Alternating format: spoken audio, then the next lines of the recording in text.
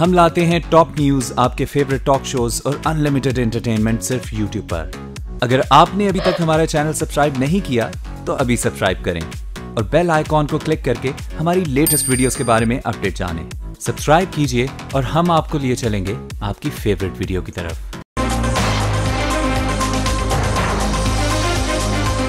السلام علیکم، voice of America Washington سے میں ہوں سارہ زمان، آپ دیکھ رہے ہیں ویو 360۔ آج کے شو میں شام میں مبینہ کیمیائی حملے کے بعد اقوام متحدہ کی سلامتی کونسل کا خصوصی اجلاس، عالمی برادری کن اقدامات کے لیے تیار ہے اور کیا حکومت پاکستان کا ٹیکس ایمنسٹی منصوبہ منی لانڈرنگ روک پائے گا؟ آج کے شو میں اور بھی بہت کچھ شامل ہے۔ یہ ہے وائس آف امریکہ کی پیشکش ویو 360۔ کراچی میں سمندری آلودگی سے آب حیات اور انسان کس بری طرح متاثر ہو رہے ہیں؟ شمالی کوریائی عوام کے لیے جنوب کا پیغام سمندر کی لہروں کے نام، اور جانوروں کے فارم جو دے رہے ہیں کلاس روم کا کام۔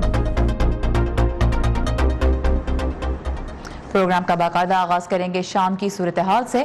امریکی صدر ڈونلڈ ٹرمپ نے کہا ہے کہ شام کے شہر دوما میں ہفتے کو ہونے والے جان لیوا کیمیائی حملے کے بعد امریکہ زوردار جوابی کارروائی کرے گا اور اس کے بارے میں اگلے 48 گھنٹوں کے دوران صدر اہم فیصلہ کریں گے۔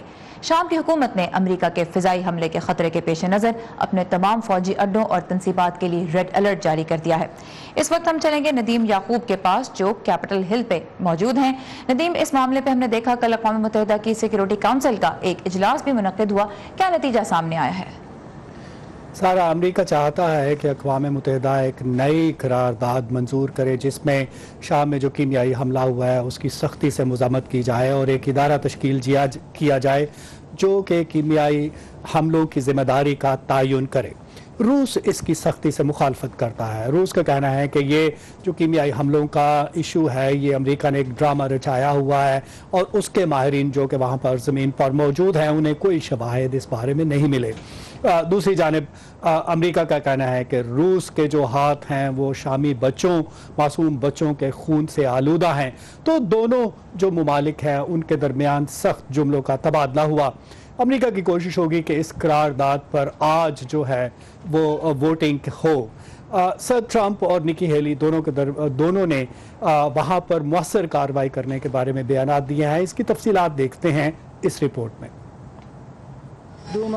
امریکی وزارت خارجہ نے وائس آف امریکہ کو بتایا کہ انہوں نے ایسی رپورٹس دیکھی ہیں جن سے معلوم ہوتا ہے کہ شام کے علاقے دوما میں کیمیائی حملے میں 85 کے قریب افراد ہلاک اور 1000 زخمی ہوئے ہیں، جن میں بچے اور عورتیں بھی شامل ہیں۔ سلامتی کونسل کے خصوصی اجلاس میں اقوام متحدہ میں امریکی سفیر نکی ہیلی نے کہا کہ وہ لوگوں کو دکھانے کے لیے متاثرین کی تصویریں لا سکتی تھیں، مگر اب بات شام میں ہلاک ہونے والے بچوں کی تصاویر سے بہت آگے نکل گئی ہے۔ اب وقت آ گیا ہے کہ دنیا وہاں انصاف ہوتا ہوا دیکھے۔ تاریخ گواہی دے گی کہ سلامتی کونسل نے اپنے فرائض سر انجام دیے یا پھر مکمل طور پر شام کے لوگوں کو تحفظ دینے میں ناکامی کا ثبوت دیا، مگر اب چاہے جو بھی ہو امریکہ جواب دے گا۔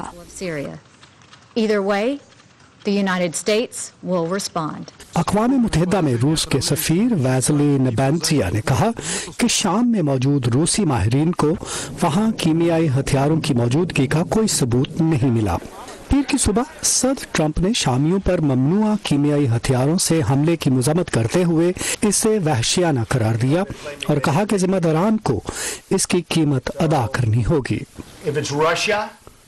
اگر یہ روس نے کیا ہے یا شام نے یا ایران نے، اور اگر سب نے مل کر کیا ہے تو ہمیں معلوم ہو جائے گا اور ہمیں بہت جلد اس کا جواب مل جائے گا۔ صدر ٹرمپ نے فرانس کے صدر ایمانوئل میکرون کے ساتھ فون پر بات کی اور دونوں نے اسد حکومت کو جواب دہ بنانے کے لیے سخت جوابی اقدامات پر اتفاق کیا۔ گزشتہ ہفتے صدر ٹرمپ نے کہا تھا کہ وہ جلد شام سے امریکی فوجی دستوں کو واپس بلانا چاہیں گے۔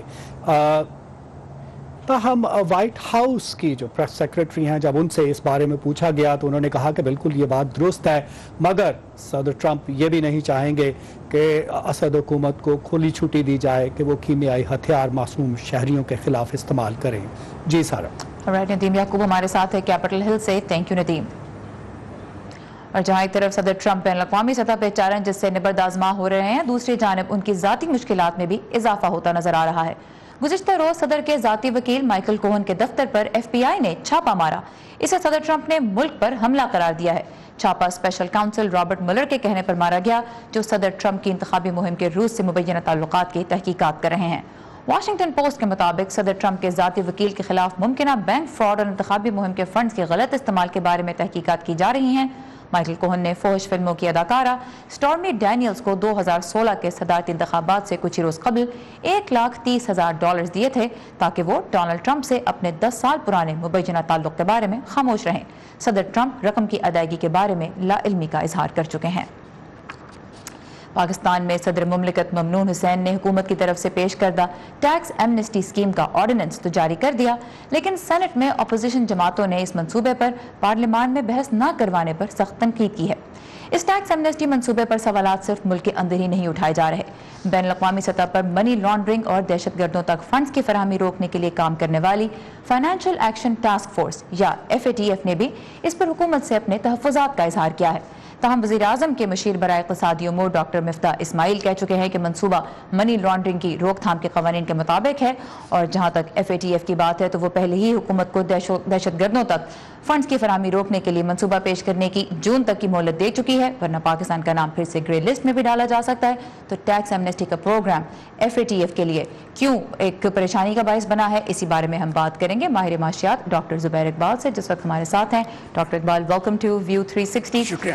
تو یہ میں جاننا چاہوں گی، منی لانڈرنگ حکومت تو روکنے کی کوشش کر رہی ہے، وہ تو چاہ رہی ہے کہ فنڈز واپس آئیں، اثاثے ڈکلیئر ہوں، FATF کو کیا کنسرنز ہیں اور کتنے ویلڈ ہیں یہ کنسرنز؟ دیکھیے، FATF کے جو کنسرنز ہیں وہ بیسکلی یہی ہیں کہ یہ پیسہ باہر کیسے نکلا، اس کے کون سے ایونیوز تھے۔ یاد رہے کہ 3 بیسک ایونیوز ہوتے ہیں، ایک تو ٹیکس ایویژن ہوتا ہے، ایک اوور انوائسنگ اور انڈر انوائسنگ آف ٹریڈ ہوتی ہے، اور تیسرا کو ہوتی ہے کیش ٹرانسفر، جو کہ لوگ اپنے بیگز میں بھر کے لے جاتے ہیں۔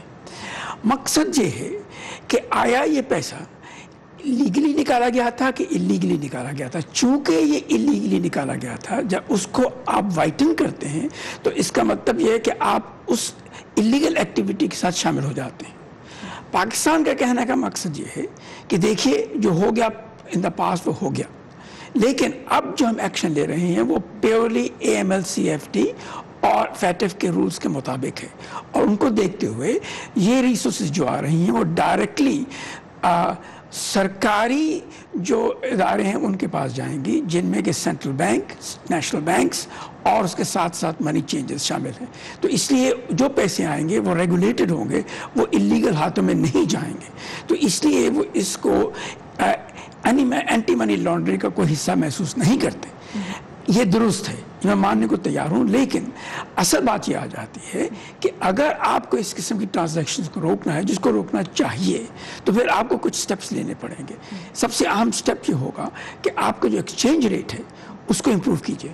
ایکسچینج ریٹ چونکہ غلط ہے، اس لیے کئی اسپیکولیٹرز یہ ایکسپیکٹ کرتے ہیں کہ وہ کیپٹل باہر لے جائیں، اور اس کے بعد جب ایکسچینج ریٹ ایڈجسٹ ہو تو واپس لا کے پیسہ رکھنا ہی نہیں چاہتا، وہ پیسہ ہی باہر لے جانا چاہتا ہے۔ یہ بتائیے، FATF کے جو رولز ہیں وہ اس معاملے میں کتنے کہہ لیجیے کہ کلیئر ہیں، واضح ہیں، اور FATF کے پاس کیا اتھارٹی ہے اس وقت پاکستان پہ دباؤ ڈال کر یہ ایمنسٹی اسکیم کو کسی طرح متاثر کرنے کی؟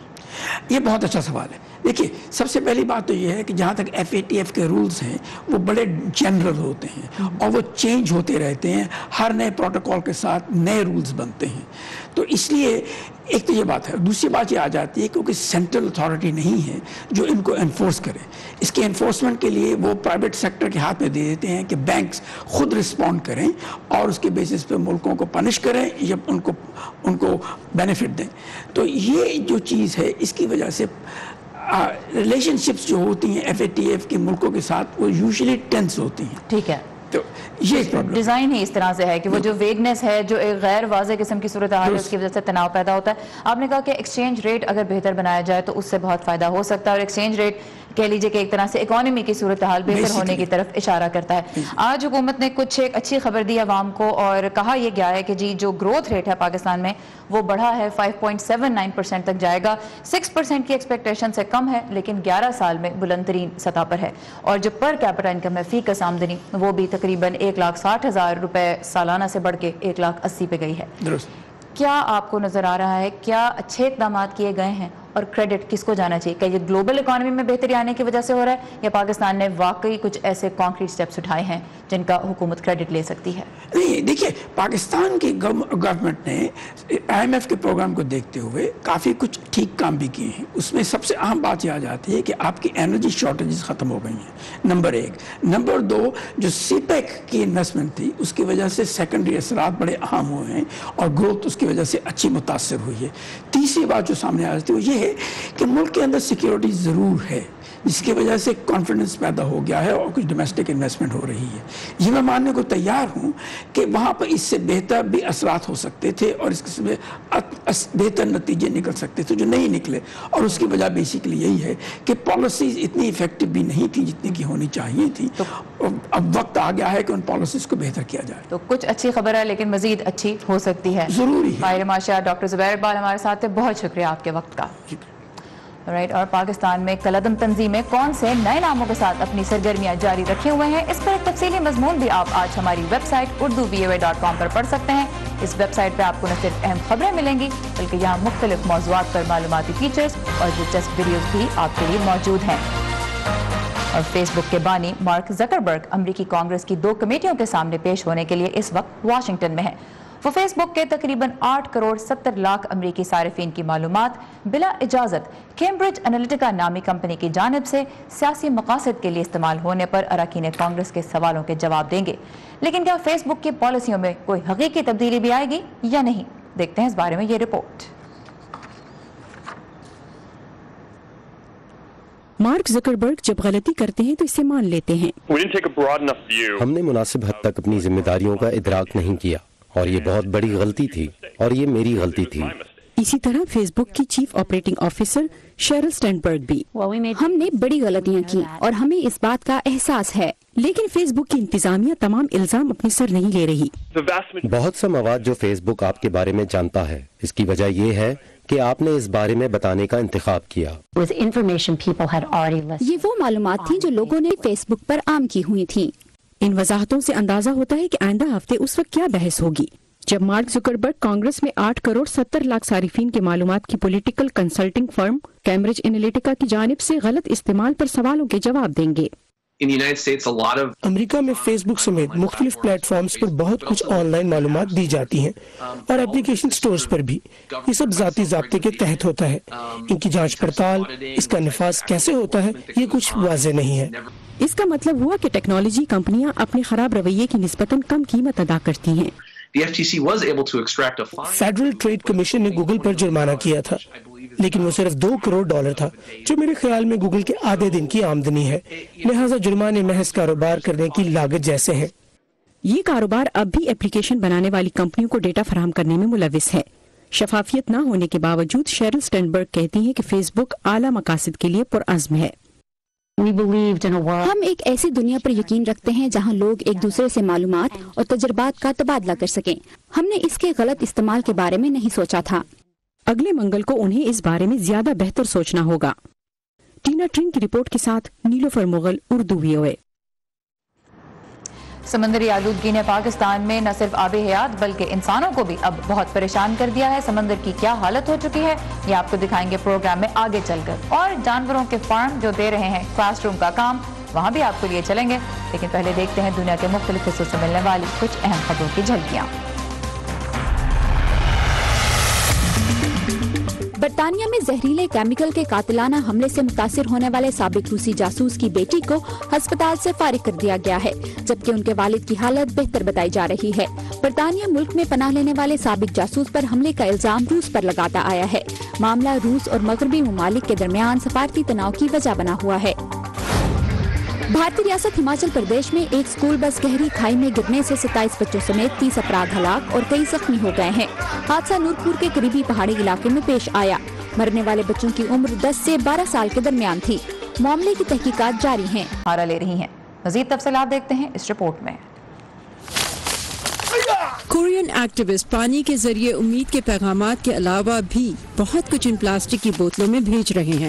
دونوں کوریاز کے بارڈر کے جنوب میں یلو سی میں واقع گانگوا جزیرے سے انسانی حقوق کے ادارے چاول، ادویات، پیغامات، امریکی ڈالرز اور باہر کی دنیا کی خبروں سے بھرے یہ امدادی پیکیجز پانی کی لہروں کے حوالے کر رہے ہیں۔ ان کا کہنا ہے کہ پانی کا بہاؤ انہیں شمالی کوریا کے مغربی ساحل پر واقع گاؤں اور شہروں تک لے جائے گا۔ اگر ہم صحیح وقت اور تاریخ پر پھینکیں تو یہ 100% وہاں پہنچیں گے۔ ایک ہی دن میں یہ گروپ 500 کلو چاول اور جنوبی کوریا کی فلمز اور غیر جانبدار خبروں سے بھری 400 کمپیوٹر میموری سٹکس بھیجتے ہیں جن پر شمالی کوریا میں پابندی ہے۔ جونگ کوانگ اِل نارتھ کوریا کے وہ باغی ہیں جنہوں نے حال ہی میں صدر ٹرمپ سے ملاقات کی۔ انہوں نے صدر ٹرمپ کی اقوام متحدہ میں پچھلے سال دی گئی دھواں دھار تقریر کی کاپی بھی اس میں شامل کی ہے، جس میں انہوں نے شمالی کوریا کو اس کے جوہری عزائم سے باز رہنے اور کنگ جونگ ان کی حکومت کو ملک کی فاقہ کشی اور مظالم کا ذمہ دار ٹھہراتے ہوئے ان پر کڑی تنقید کی تھی۔ ہم انہیں یہ پیغام بھیج رہے ہیں کہ امریکی صدر آپ کے مشکل حالات سے بے خبر نہیں ہیں۔ اقوام متحدہ کے مطابق شمالی کوریا کے 40% آبادی کو بہت کم غذا ملتی ہے اور خدشہ ہے کہ پابندی پیونگ یانگ پر جوہری پروگرام سے باز رکھنے اور اس پر دباؤ بڑھانے کے ساتھ ملک میں بھوک اور افلاس بڑھا دے گی۔ اس غیر روایتی امدادی کوشش میں شامل شمالی کوریا کے باغیوں نے پیچھے رہ جانے والے ضرورت مندوں کی مدد کے لیے پیسے اکٹھے کیے ہیں اور اپنا وقت عطیہ کر رہے ہیں۔ یہ سب کرنا خاصا مشکل ہے لیکن اسے بھیجنے کے بعد مجھے فخر ہوتا ہے۔ ان کو کچھ امداد گرجا گھروں سے بھی ملتی ہے جو کمیونسٹ شمالی کوریا میں بائبل بھیجتے ہیں جہاں مذہبی تعلیمات پر سخت پابندی ہے۔ برائن پیرن کے ساتھ صبا شاہ خان، اردو VOA۔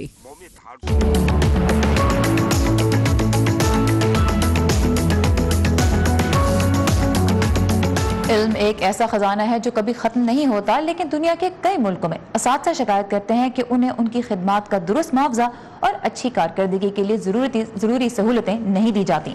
اسی مسئلے پر امریکی ریاست اوکلاہوما میں ایک ہفتے سے اسکول اساتذہ ہڑتال پر ہیں۔ یہ ٹیچر سرکاری تعلیمی اداروں کے لیے فنڈنگ میں اضافے کا مطالبہ کر رہے ہیں۔ ریاست کے اسکولز کی بڑی تعداد 2 اپریل سے بند ہے جب ہزاروں اساتذہ نے ریاستی دارالحکومت میں ایک بڑا مظاہرہ کیا تھا۔ اوکلاہوما کے گورنر نے پچھلے ماہ ہی ٹیچرز کی تنخواہوں اور تعلیم کے لیے فنڈنگ میں اضافے کا بل منظور کیا تھا، تاہم بہت سے ٹیچرز کے مطابق یہ اضافہ کافی نہیں۔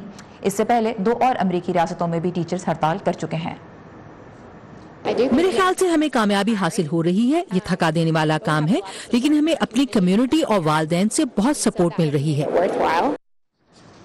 جیسا کہ ہم نے بتایا، تنخواہ اور پینشن سے متعلق مطالبات لے کر اس سے پہلے ریاست ویسٹ ورجینیا میں اساتذہ نے 9 روز تک ہڑتال کی، جبکہ کنٹاکی اور ایریزونا میں بھی اساتذہ نے بڑے مظاہرے کیے ہیں۔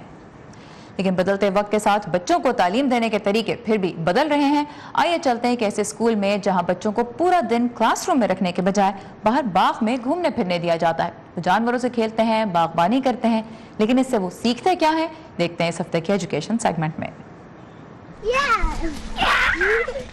اس فارم اسکول میں بچے دوڑتے، بھاگتے، چیختے، چلاتے اور موج مستی کرتے بہت کچھ سیکھتے ہیں۔